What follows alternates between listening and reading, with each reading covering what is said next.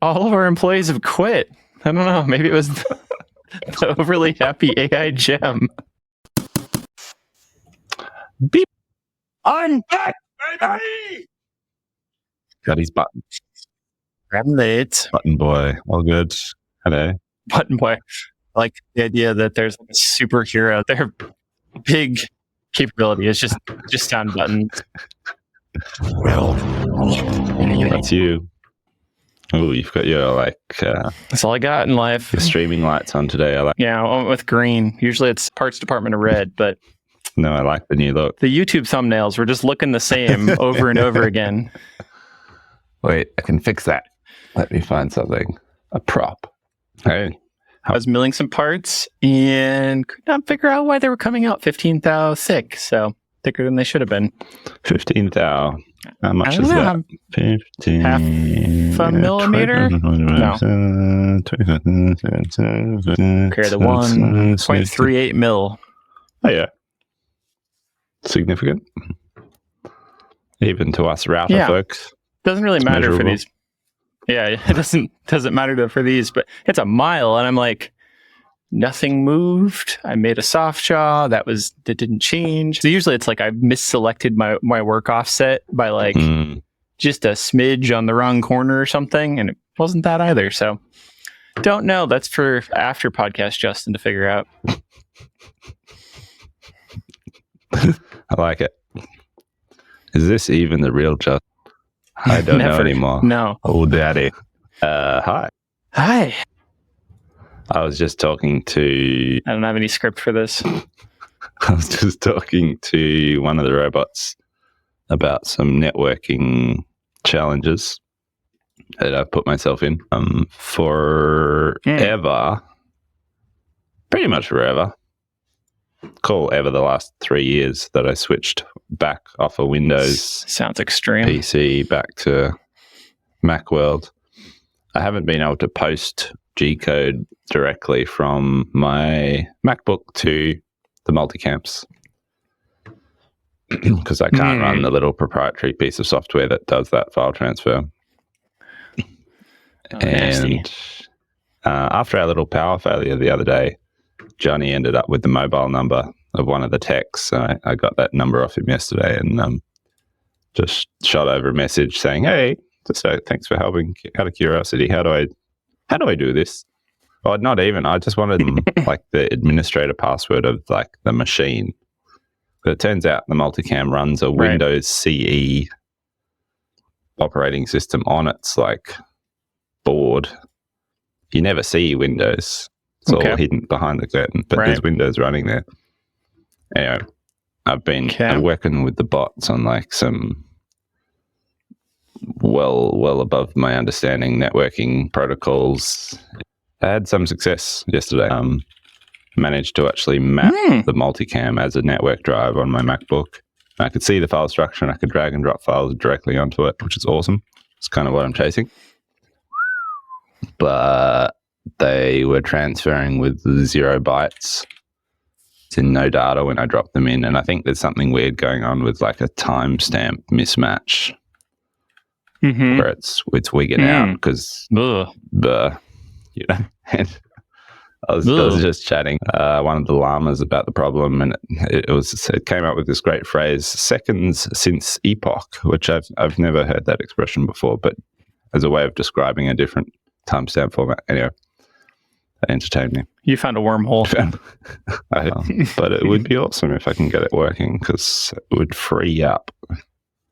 Yeah, it's faffy at the moment. If I try and post code out of Fusion on my MacBook, I've got to like either do a USB, what do you call it? A sneaker transfer via USB. Sneaking it. Oh, I love that expression. Or like send it to Dropbox and then go and jump on John's computer and then transfer it manually from there. So yeah, trying things out. There's got to be a solution. I'm sure there will be. Yeah. Is there a private user group for y'all folk with your machines somewhere? Not that I'm aware of. Might be worth trying. I don't know. I'm obviously like administrating those things is annoying, but it's a cool maybe idea. you can get somebody else to do it. to do it. Just make a private I like it. And the entrance is like, tell me the thing that cost you the most about your multi-cam. Well, I must say, like, I need to backtrack a little bit on last week's comments because, Okay. whilst, oh yeah, breaking news. Whilst many multicam owners I chat to are disgruntled about the things we discussed, we have had a good time with multicam. Yes. Yes. Did your support Certain guy things are contact you? expensive, but every time we've had a really good experience with techs, and I know not everyone has, but like from when we first got one in 2015, like we've just had a really good run. Like every tech's been super helpful, go out of their way to do extra little things like this situation, which is cool. I appreciate that. And I think I always put that down to just us having a good attitude and not being assholes to some extent, and just we tried the same. being like super friendly, interested in what they're doing, curious, hang around while they're servicing the machine and helpful, try and learn and be helpful, glean some knowledge from them while they're there. And so we've had a good run. Yeah, absolutely. Right. Yes. My machine hack thought lately, which I haven't done. I haven't even asked GPT, which it's kind of worked for me in the past. I'm always like, I have this YCM middle with a FNUC OID control. Can I do this? And it's always like, yeah, certainly. Here's how you do it. And then it's just absolutely not true. Yeah. Like it's such a weird, even though it's a common control, it's a little dated. It's one of the most popular like control manufacturers, but something about the YCM flavoring of it like invalidates most of the common help support things that I'm trying to find. Yeah. The thing I want to do, I've been thinking about, is I want the door. I'm not throwing a robot in there. I am the robot. I want the door to release and be just able to pull open when the program is done. And I feel like that's got to be some, like, as they say, like ladder parameter setting that I just don't know about. I don't think we have any YCM listeners here, but that's my desire, because I always have to like sit there and push the stupid door open button at the end and wait for it to get done, and like it just feels like it shouldn't be needed. So it's in a safe state at that point, right? Yeah. Like it knows the program is done. Anyway, what's it? Because FANUC or FANUC, as you say, is the control on like heaps of different machines of different brands, right? And then it's kind of, they skin it in different ways. It's like Winamp skins. Yeah. Is that right? I always think of it, it's probably not correct, but I always think about how like Android has a bunch of different manufacturers, and like Samsung does its own thing. And I haven't had Android in 8 years, but that's kind of what I think about it. But I'm sure that's not completely true. But like we have all these buttons, and part of why it takes so many pushes, I believe, my theory is that it's multiple people, multiple teams of engineering. Like you have the control from FANUC, and then you have YCM's like, we can do cool stuff too, and they put their thing on, but really it's like now I have to go through 3 different pages just to start my program, because it has like not the hard keys, I go to the soft keys, and then it's like, it's just messy. It's not, it's like I'm so envious of like the people that have like the amazing Heidenhain like controls. Yeah. They just look, or like the Datron, I think is the epitome of like what everybody wants anymore. It's like if Apple designed a CNC machine. Has anyone caught up take it to Datron World that you know of? Like I feel like we've been talking about Datron for years as like the epitome of CNC control. I saw one at IMTS. What? A different one? Datron. Oh, sure. But is anyone else like catching on? Oh, I don't know. It doesn't seem like it. Not in there like, circle a corner and I'll probe it for you kind of thing. Like just, everything's even to this, the idea of like the size of the machine is so like compactly created around what it needs to be. And there's not like a bunch of airspace, and it just seems intelligently designed. It's almost like a smart car version of like a CNC machine.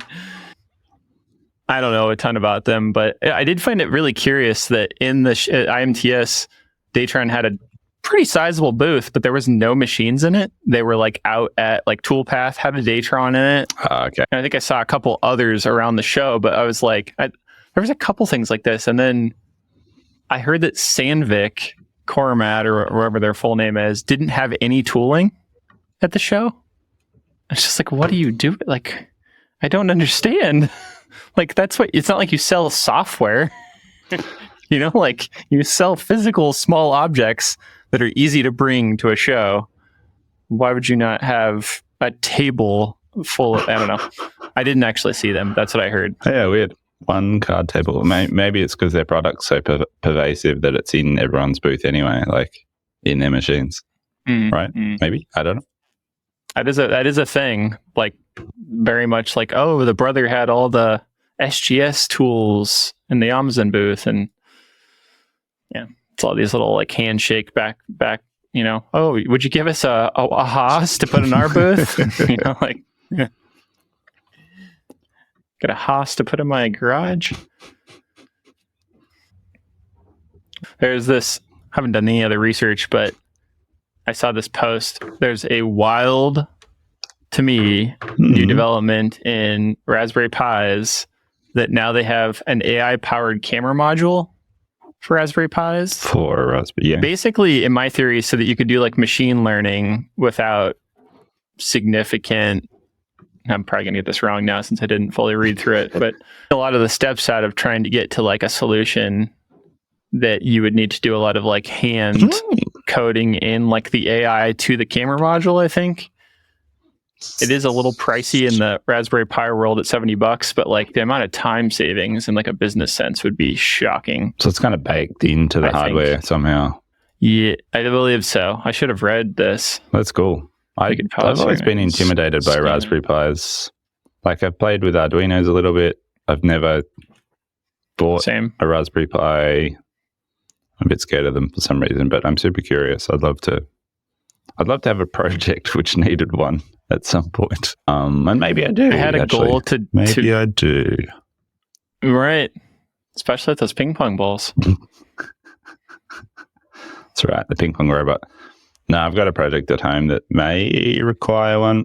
We had a really expensive week recently where our forklift battery finally died. I can't remember if I told you that. It was on its last legs. We bought the forklift secondhand when we moved to Castlemaine 5 years ago. And so been a great little fork.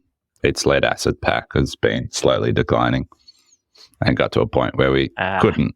We had to charge it like every morning, and then the charge would only last a couple of hours.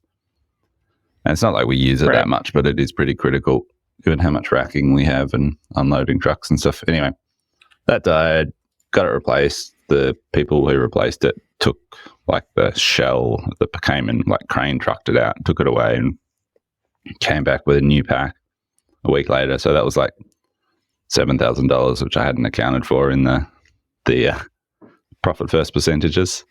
I definitely need to do that account for like big, lumpy, unknown things. I need to restructure capital my percentages expenses or timing. Yeah. And then in the same week, these solar batteries appeared on Grays Online, which is like a auction house. Like a, you know... I thought you were saying they went out at your shop too, and I was like, oh no. No, we don't have solar batteries in the shop. But our home is off-grid and runs on lithium, and which is also aging out on its last legs. And anyway, these batteries popped up online, and there was heaps of them, like flooded this auction house with batteries. They were new, unused Samsung modules, pretty much the perfect voltage. Wow. And they would have been perfect for the forklift, actually, but the timing wasn't right. Anyway, so I bought a whole bunch of these, and they're not quite the right sort of match for our inverter and stuff, but it might be a project that needs a Raspberry Pi to get the CAN bus on the new batteries to talk to the CAN bus on the inverter. But this is all kind of like just stuff I don't understand. Yeah, that's deep. Interesting. So there's been a flood of solar equipment, panels and stuff locally and that I've seen. And I think it's because there's like different vendors going under, and then like not really sure if there's like support to them and stuff. So it's That's kind of what this interesting. was. But This was a big vendor that went out of business, and then they just had all these Right. battery modules. right. Mm. So we had an exciting moment earlier. I think were my backlights flashing? Yeah, yeah, had- they were. We got a sale and it worked. Yes. I made an IFTTT. Now I know what it finally, means. and it flashes. We have another set in the shop, but That's awesome. there's two different things. This is the first day it's actually worked. We made a Shopify sale, so it flashes like green and blue, I think, and then goes off after 2 minutes. And then if there's an overnight shipment, it flashes red and white. Which is kind of sweet. Just honestly, it's just always like, well, this is basically free, so I'm gonna try it out someday. And I finally got through. It was all thanks to couldn't figure out the steps very well, and GPT helped me through it. So Let's go. Anyway. What services are linking You'll have to go. Shopify to your Philips Hue or whatever the just product is? IFTTT, Yeah, right. Casa wall LED strips Yeah, through right. this ancient thing called Smart Things that I got off the Kickstarter in 2013. That still somehow works. That's gold. So there's other ways, like you can link those things in other ways, probably with a Raspberry Pi. I think I maybe oversold what that could potentially mean in terms of this camera. I was kind of doing some sleuthing, and it's basically like the big development is that you don't need an additional like GPU to process the images, and they're like pretty large images, like 4,000 pixels wide.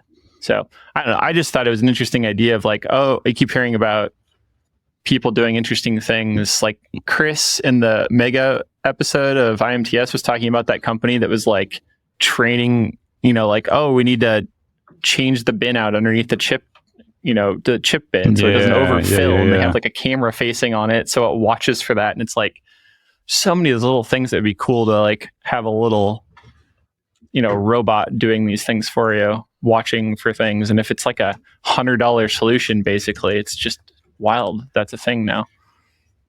That's cool.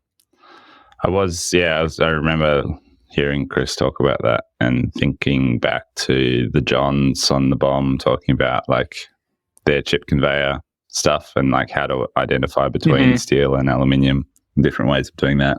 I remember that, yeah. I was wondering whether there is like a smart camera that could pick up the difference in surface finish or something. Be cool. Right. You would think it's probably like a lighting issue. You'd have to, I think John's solution was like to have something like hold it in your hand basically periodically and then dump it. Flip it. Yeah. So that you could pause it to get a better image. Yeah. Which is a cool idea. Sorry. Anyway, I think I got too excited. Did you look into, I think you mentioned this, maybe you did talk about it, lithium like batteries, and they were just like crazy expensive probably for the forklift? Yeah, I did. That's right. I got a quote on lithium, like a lithium replacement pack for the forklift, and it was almost, how much was it? It's a lot more than we paid for the forklift. It was like $17,000 or something more. Right. That's what I'd heard too. Which, we just we use our fork a couple of times a day. It's not, like since we've had it replaced with new lead acid batteries, we haven't, it's been a couple of weeks now, but it's just still on its first charge, quite happily motoring around with way more power than it had before. Right. So, no, it's good. But I did, for a moment there, I got curious. As I was buying these batteries for home, I did get curious for a bit there of like, I wonder how many of these would need to like put in the workshop to support,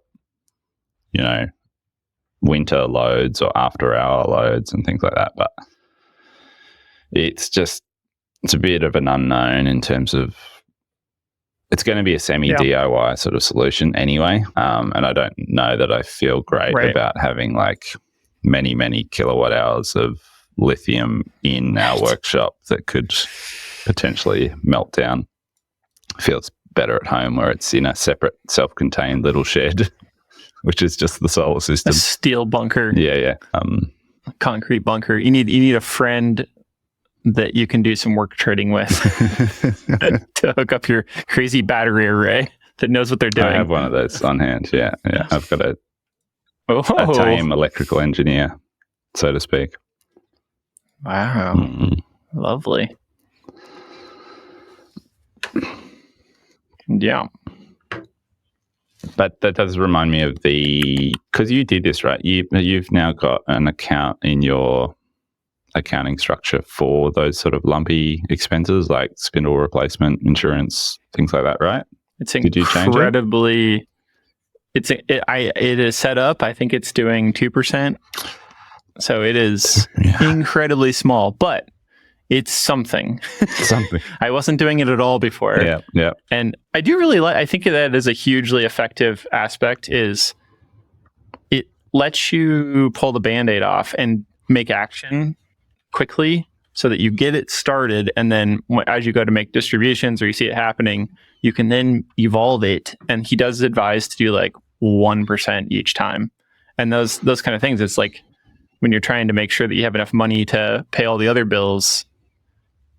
I think it feels rash then to like go, I'm going to do 5-10%, and then like, now I have to keep shuffling it around anyway. I haven't touched it. Cool, nice. Yeah, it's back on my radar at the moment because our 100%. Insurance is due, like our annual insurance has just come up. And I don't know what the total bill's like. So did ours. 15 grand, I think. And it's like, yes, theoretically, this money was in my OPEX calculations and is part of that. But I definitely don't have that in my nowhere to be found, OPEX account right now.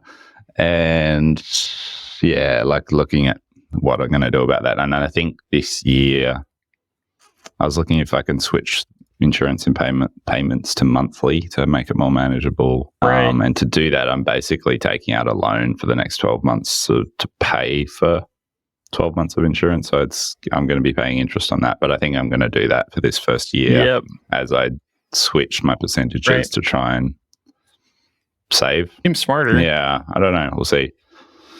But Laura was running the numbers, was in the Profit First spreadsheet the other day, just like tweaking percentages. And she came up with 3.3% for that sort of insurance lumpy account for a couple that should help cover a few things like that. So we'll make that change and see how it goes. Yeah. Right. So for clarity for how I'm thinking of it, I created a timing account, which I consider to be that, which is money set aside for big lump expenses that I know are coming. And then I have a capital and repairs that's basically the same percentage. And so I don't know, you could keep them together, but I like the idea of like, one is kind of a backup / if I don't have a need for the backup in terms of repairs, I can invest it. So I don't know.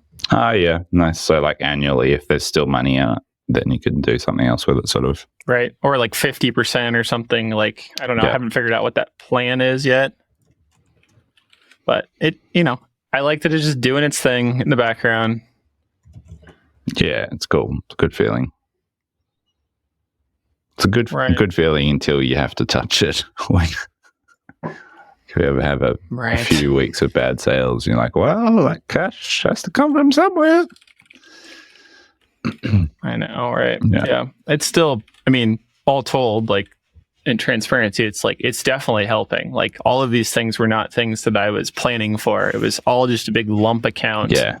And so it looked like a lot. And then it absolutely has helped to curb my fiddly little spending on like, oh, this would be nice to have an improvement of this little, I need a grabber so I can go pick up the trash outside. And it's like, no, not really. Because if I look at the like OPEX account where I would take that from, it's like not where I want it to be to feel safe about like having to buy products and all the other things it needs to do. So instead of the bulk amount, which is like, oh, that's a nice number, I could spend as much as I want right now and be fine. It's just absolutely not true. So it is really helping in that regard for me. Yeah, no, me too. Totally. it's not stopping me buying ping pong accessories every week, but otherwise it's keeping me on track. Right.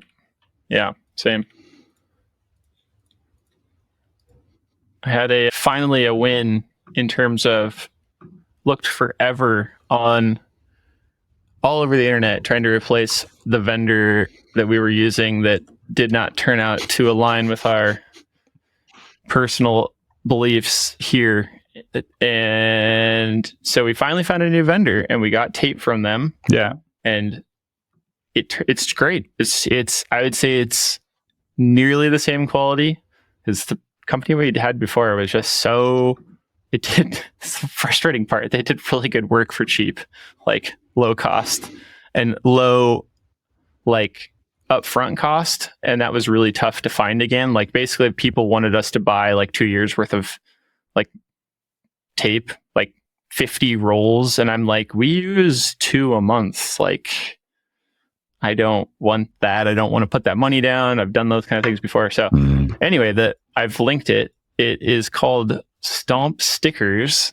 They're out of, I believe, Kansas, and it was pretty fast to ship. I think it's like $23 per roll if you get 2. And they every once in a while have little sales too, and they do stickers and a lot of like interesting like pouch. They're like food manufacturers, cannabis pouches, jerky pouches. But yeah, I had not found a place that did tape. Yeah, so great. If anybody else has been looking, there's a link for it. Cool. I didn't. You'll see it on our boxes. Coming to a box near you. I didn't do any further investigations with that paper tape. I wanted to have a play last time we chatted about it because I found that we have a thing. We had bought the little wetting device, like a very simple one. I think someone had tried it, but I never put hands on it. I never got a feel for it myself. You'll be quiet now. Did put hands on your wedding device? Yeah. It felt like a crazy investment originally, but I don't know. We've always put a pretty strong, you do too, intentionality behind trying to have recyclable packaging, and so that was the original instinct. I think it, I've said it too many times, but I think it's a nice touch that without having custom boxes and stuff made, it's really cost effective in terms of like a minute bit of branding. Yeah, it's cool. And it works good. It's actually just works better than normal clear tape, plastic tape to us anyway. It's amazing. really strong. It's got like reinforced fiberglass in it. Yeah. Which probably isn't very recyclable.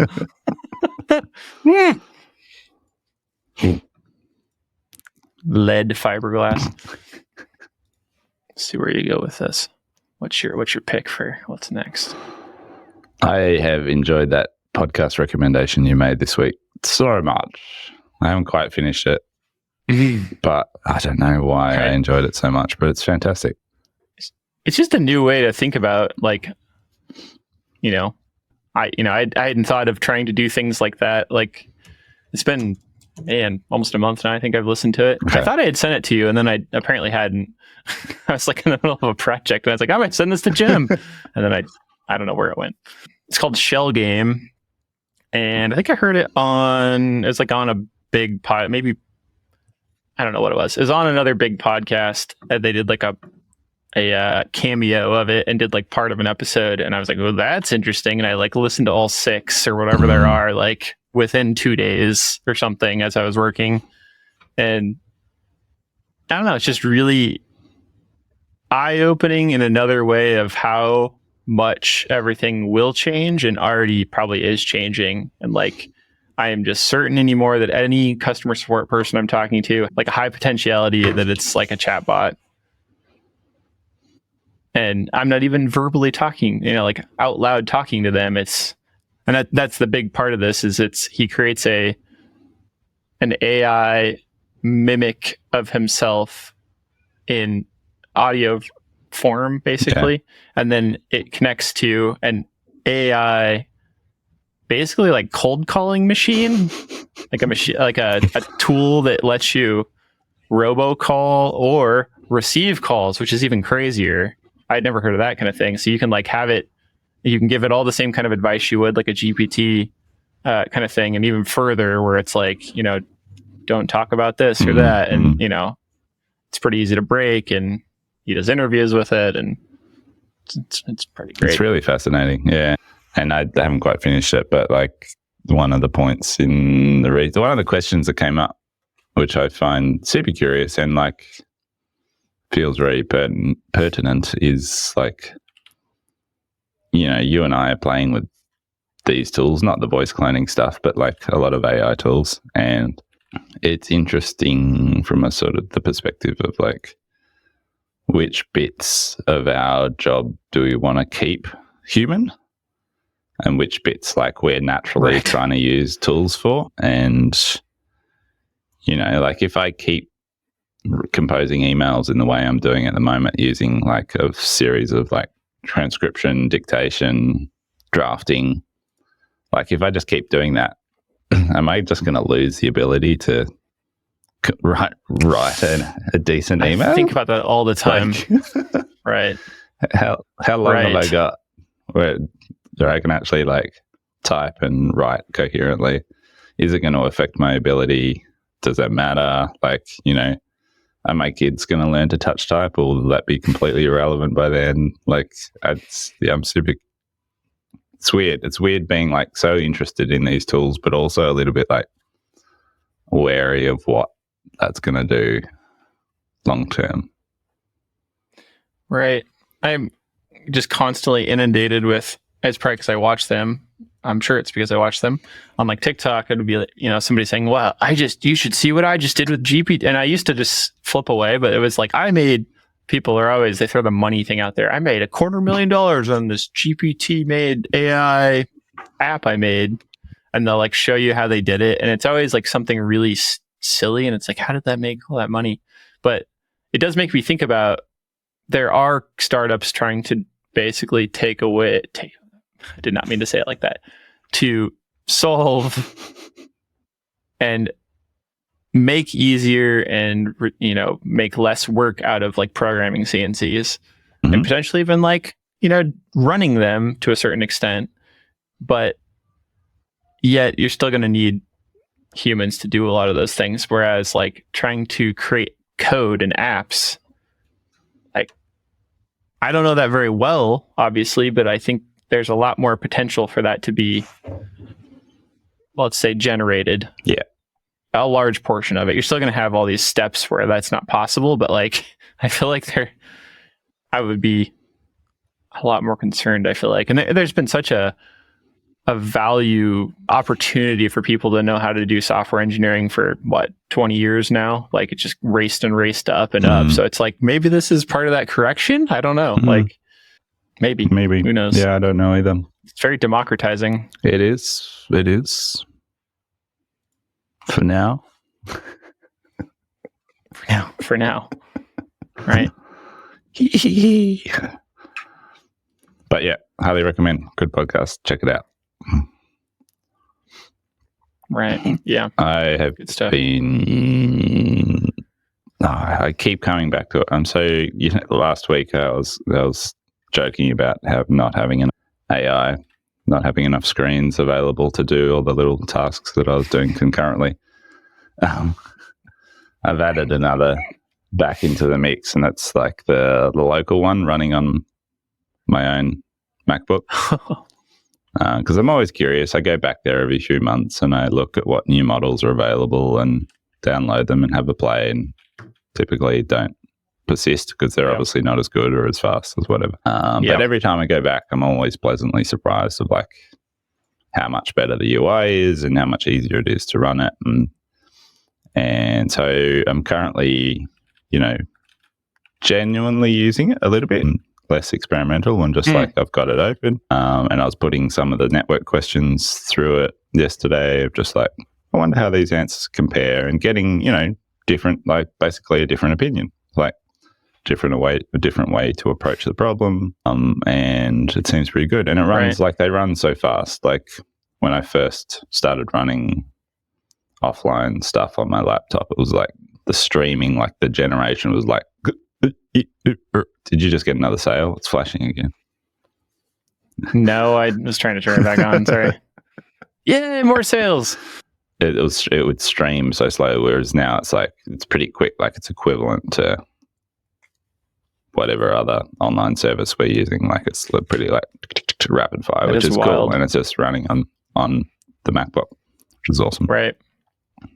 So I've been mucking around with those, and they've added the functionality to query local docs, like have a knowledge base attached to it. So I kind of went back to my original like idea of the first sort of solid idea I had of like how can this generative AI help the business, and have like a knowledge base with all of the like how-to knowledge baked into it.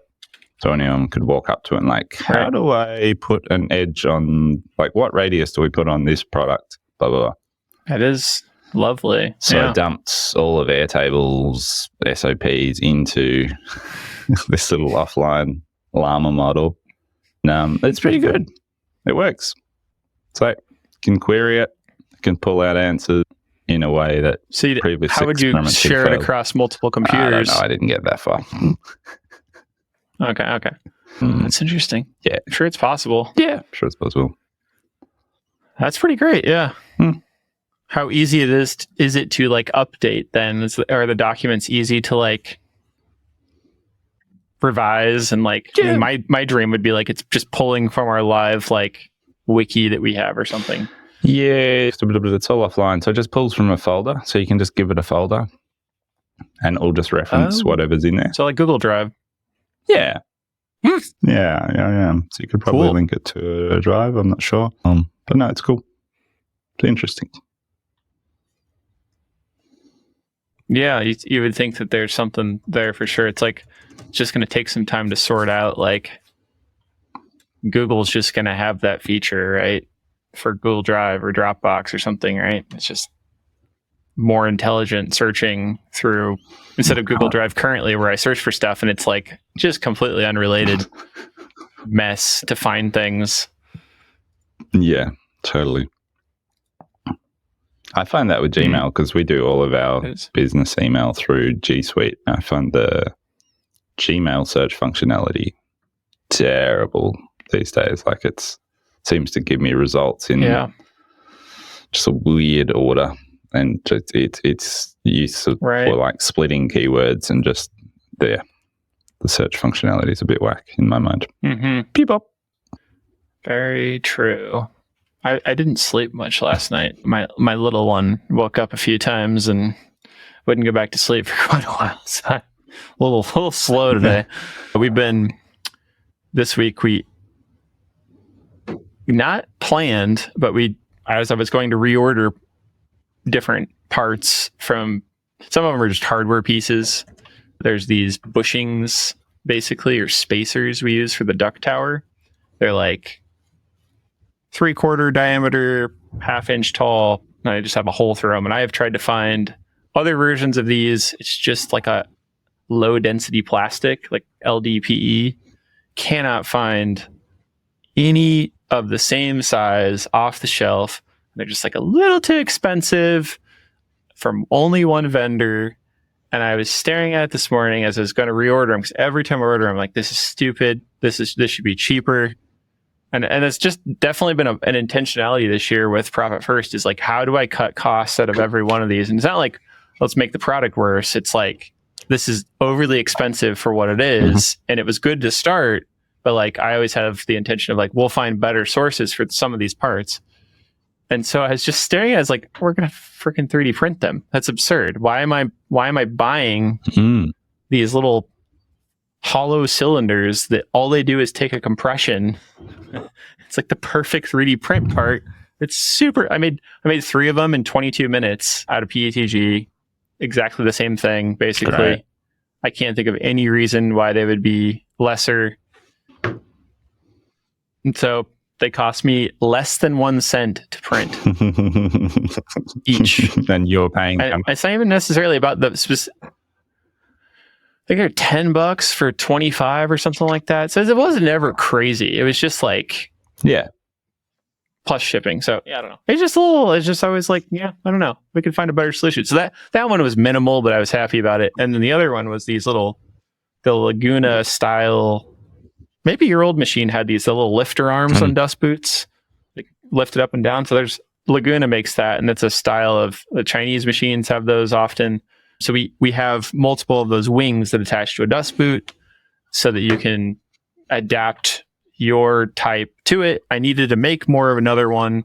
We've been having those laser cut out of like aluminum and powder coated. And I was staring at it and I was like, once again, this seems too expensive because we don't need a lot of them. We need like 20, for a month at least, maybe 2 months. And I was like, I'm just going to make them on the mill. This is silly. So I ordered some aluminum. And that was the thing I couldn't dial the thickness in on for some reason. But now I've got the soft jaw made and they're, we could make 50 in a day, no problem. Yeah, awesome. And just have a little bit of aluminum around. And those are the best because it's like, anytime you can just on demand make your own parts is always my favorite kind of product piece to make. It is pleasing, isn't it? We're kind of potentially going to try and do the opposite for a change and outsource our wall mounting brackets that we make for Kidder parts. Because we're buying full sheets of 3mm, I think it's 50-50, no, 5005 grade aluminium. 5052? I think it's 5005. But anyway, cutting it and folding it with like a plywood jig and stuff. And it works fine, but the time it takes to switch the multicam to aluminium mode and then clean up all the chips. And then we've got a part that's kind of nice. It's like, just hand brushed aluminium. It looks kind of cool, but like fingerprints like crazy. And I think for what we're doing, we could just get a laser shop to like cut and fold these out of mild steel and send them to a powder coater, and we'd have like, I don't know, I need to get it quoted and just do a cost comparison. But I suspect, if we get a little batch of them done, it's going to be cheaper and a better result. So, right. Do you all not have any of these like online quoting things we have here? Like Sencut and Xometry and Fabworks? Not that I'm aware of, no. Wow, that's just surprising. I mean, like, takes the technology, I suppose, to make it happen, but they feel like they're popping up like crazy. Maybe they are. I don't know. That sucks. I haven't. Makes it easy. Gone looking. I know, like, there's a lot of laser cutters around who have like instantaneous quoting. Like, you'll get a quote back in 10 minutes, which is cool. They've obviously got a great system. Well, relatively. Yeah. Relatively. It's not like, and, it might take a week to get parts back. Don't know. But, yeah. But maybe I haven't done research. Yeah. If anyone knows of any Australian fab shops that do that, maybe they're out there. I just haven't looked. Senkutsen.com.au. Oh, yeah. Here's one. I just found lasercorp.com.au has like a AI generated website and instant online Send quote your money now. Here. Cool. Get your part in 2 days. That image. Yeah. So maybe it's happening. Instant. Check it out. How instant? Begin quoting. Justin's going to upload a DXF right now. Real time. I need to get a dummy file I can just throw up somewhere. I usually just find something in my downloads. I do that too. Whose file can I put on the internet now? Can you get text expander? Usually it's like a McMaster part.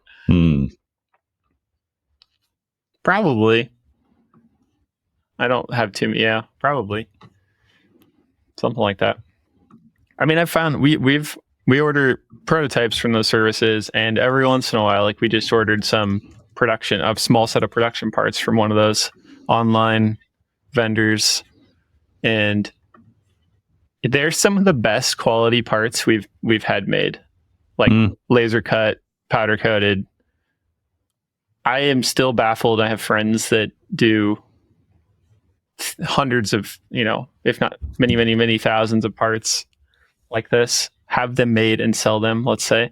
And I've talked to them over and over, and it's just mind-blowing the amount of different vendors we've gone through that cannot either bend metal correctly or can't freaking powder coat it correctly. And I've gotten so close to buying my own powder coat setup, and it's always just a little too expensive, and we really have nowhere to put it. And we don't have the skills for it, but it doesn't seem like it would be like incredibly hard to do. From what I've seen, it looks pretty straightforward. Yeah, looks satisfying. It does. Hey, yeah, I do love insourcing. Like, I love the fact that our business is at a point now where pretty much everything is in house, except for obviously the raw materials. We don't. You're not going to make your own plywood someday. It is pleasing, and I love the control that comes with that. Like, it's cool. But then I think it's also healthy, which I think you do a good job of sort of questioning that and like outsourcing certain things and having stuff lasered and folded, and you've got products where that's a big part of it, right? Right. Yeah. I mean, I always look at it in particular, and it took many years of doing it wrong or not having the tools to do enough of it. And, I think having a couple CNC machines that you know how to use, well enough, really enabled some of that to happen. And honestly, doing job shop work, like we've talked about before, you get the skill set to do things fast, and then you're like, oh, what if I could just take my time and make my own product? And you're like, now I can really optimize this, and being able to hopefully make, like when we first started making the little flanges for the F4 vacuums, they look like a little saucer plate with a nose coming off of it, and it was so slow and such a mess. And now it's down to like super quick to set up and easy to do, and we don't really have to think about it. Yeah, it's lovely.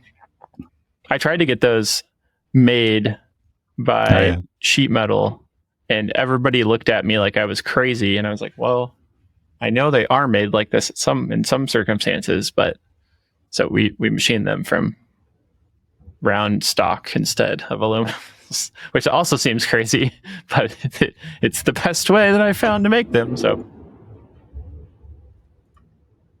it's tough to find the right vendors sometimes. Yeah, totally. Oh, had a couple people ask over the past few months, and I had thought about it, and then somebody asked recently if we would do on-site like one-on-one training, or like more personal training of like Fusion or CNC routing or CAM. And I was like thinking through it, and it's like, well, for the right money, for the right scenario, like I don't want to fly to like, somewhere crazy far away. Doesn't really work for my family right now, but found someone local, asked about it, and I was like, yeah. So I sent them a quote, and they liked it. So I have that set up for sometime this month. So we're going to start have a little more formalized.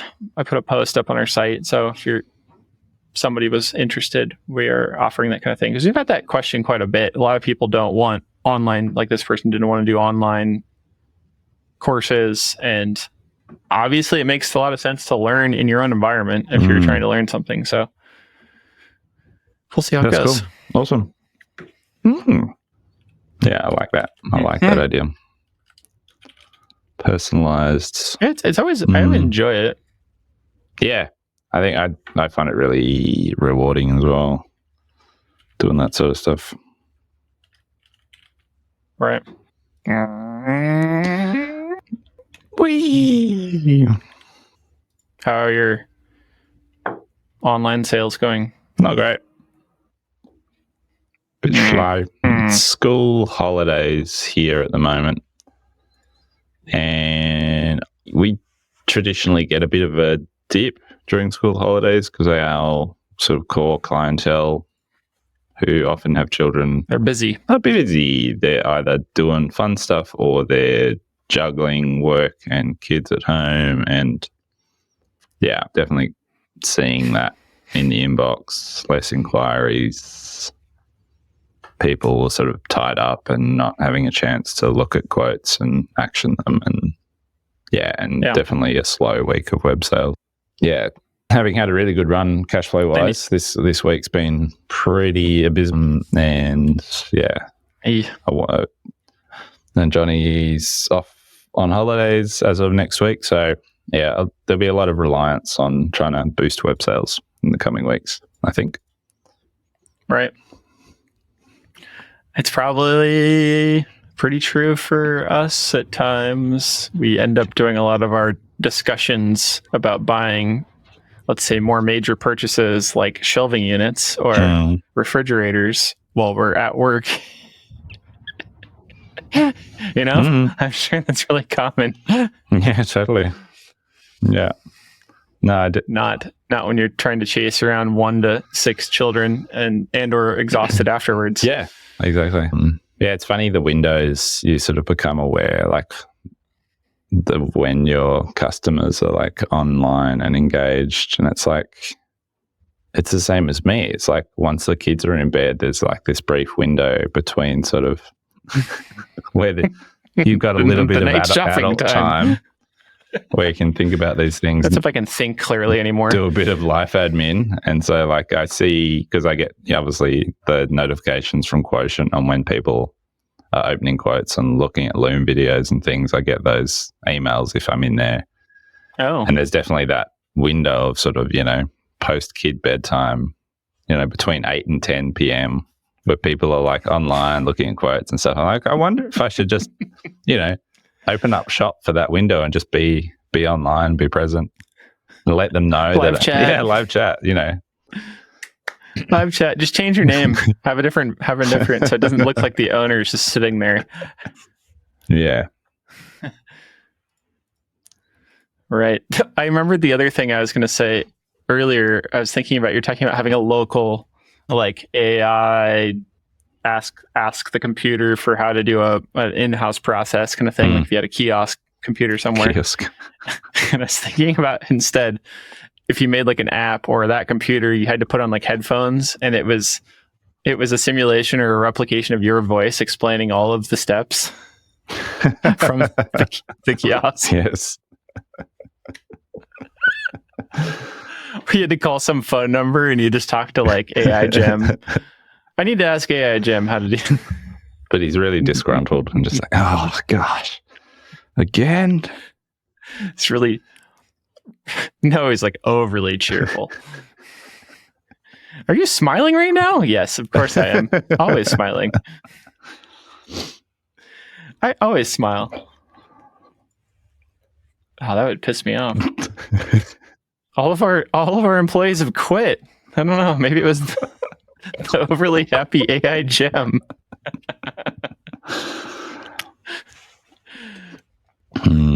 Yeah. Meow. Well, 10-year wedding anniversary today, so I'm going to go and do anniversary things. Nice. Lovely. Take those with you. Or rock up in the center shades. What are you up to? Okay. Make a few more parts in the mill. We've been chucking through some job shop work, so I gotta do some CAM, some parts due next week. Cool. Pretty tricky, quirky. They're really not that weird of parts, but like they're little solid wood things to hold cards, and they're like at a pretty significant angle. And so, and it's got a big lip where it holds them in. So we're coming up with a real weird work holding thing to make a bunch of them. Awesome. That. Love a bit of janky work holding.